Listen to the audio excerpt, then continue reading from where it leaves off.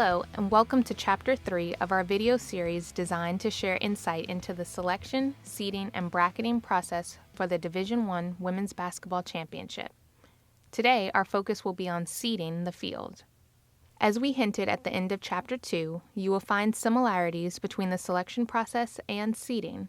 The obvious difference is with selecting teams, the committee is dealing with teams that may or may not be in the tournament. With seeding, the focus is exclusively on teams that have already been selected to the field or have earned their way in by winning their conference's automatic qualifier. Procedurally, however, it works the same. First, each committee member lists the best 8 teams from all the teams voted into the tournament. Teams in the tournament include AQs and at-larges. Then, each committee member ranks the top 8 teams in order 1 through 8 and submits their vote. The top 4 teams from the rank ballot will be placed into the seed list in order of seed number 1, number 2, number 3, and number 4. The committee begins evaluating those teams on the at-large and automatic qualifier board. Each committee member will select the best 8 teams from the at-large and automatic qualifier board in no particular order to be added to the seed list holding cross-country board. The process starts with the committee taking all of the tournament teams, whether they are at-large or AQs, and voting on the best 8 teams in no particular order. This screen shows you the list of teams that are in the tournament. Some were voted in on the initial ballot, some earned their way in by winning their conference tournament, and others were voted in on the initial selection process. Regardless of how they made their way into the tournament, they are presented to the committee for a list 8 of the best teams. The process will look the same as in our previous chapter. All tournament teams are listed and the committee picks the best 8 in no particular order. When finished, they hit the Submit button.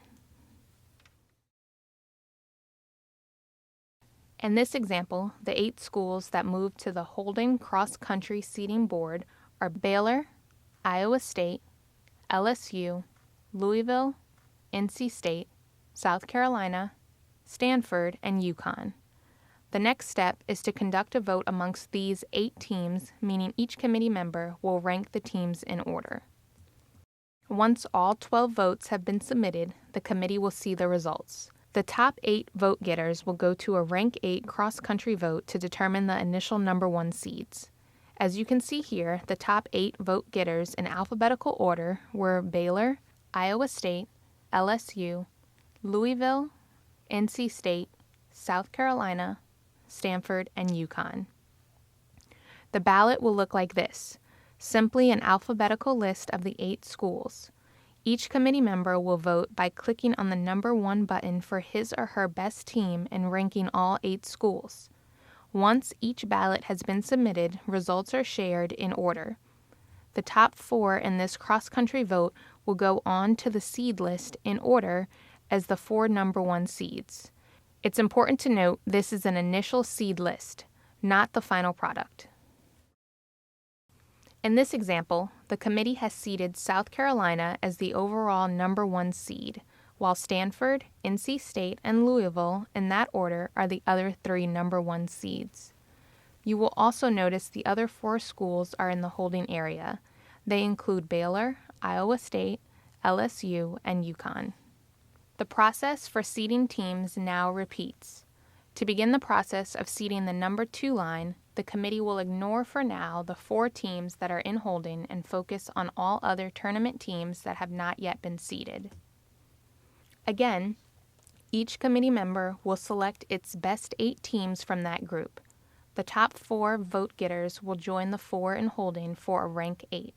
The top 4 teams to come out of that vote will initially occupy spots 5 through 8. In other words, the 4 number 2 seeds on the overall seed list. These same steps are repeated until each tournament team is placed on the seed list. Remember though, the committee will toggle back and forth throughout selection week between selecting teams from the under consideration board for inclusion into the tournament and seeding those tournament teams. On this screen, you'll see the top 4 teams from that vote in red. They are Indiana, Iowa, Maryland, and Texas. They join the 4 from holding, Baylor, Iowa State, LSU, and UConn, for the next ranking. This next vote will determine the 4 number 2 seeds. The committee will rank these 8 teams and hit the submit button.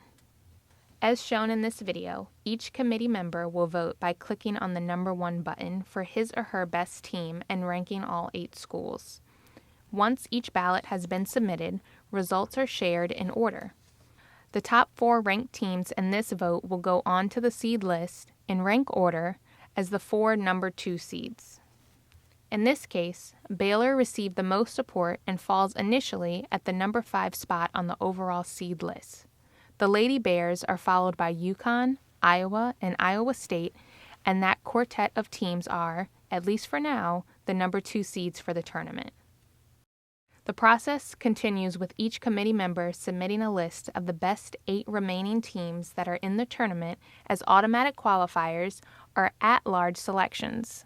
The 4 teams with the highest vote totals are added to the teams carried over to comprise the next seed list ballot. Steps number 3, 4, and 5 from the principles and procedures for seeding are repeated until all the teams are seeded. Remember how we said that the seed list changes over the course of the week? That's because several times over the course of the week, the committee goes through a continued analysis of the seed list. This analysis only takes place with teams that have already been placed on the seed list, and its purpose is to ensure the committee is completely comfortable with the order of teams. Remember, the seed list serves as the committee's ranking of all 68 teams in order from top to bottom. Only after the list is fully analyzed can the bracketing process begin. This analysis typically concludes late Saturday night or sometimes on Sunday morning, which is why bracketing does not begin typically until Sunday. So now you know about the various resources the committee has at its disposal, and we've discussed the selection and seeding process. So what's left? It's the bracket, of course. This step gets more attention from our membership, the media, and our fans, but it's also the least understood of the entire process.